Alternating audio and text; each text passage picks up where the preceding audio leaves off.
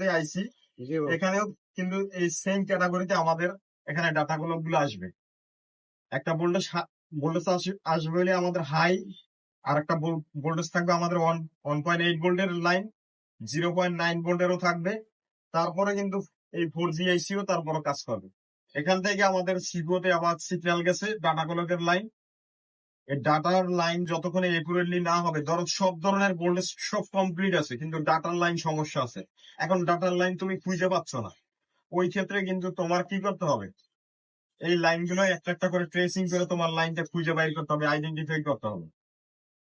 যতক্ষণে তোমার data কলেকের line identify তুমি না করতে পারবে, ততক্ষণে কিন্তু তোমার আইসি চালু হবে না। আইসি চালু হওয়ার পরেও দেখা গেছে তোমার নেটওয়ার্ক আসবে না, ইমার্জেন্সি কল অনলি আসছে, বা 4G নেটওয়ার্ক শো করে কিন্তু ইমার্জেন্সি 2G নেটওয়ার্ক আসে, বা 2G নেটওয়ার্ক আসে কিন্তু 4G নেটওয়ার্ক আসে না।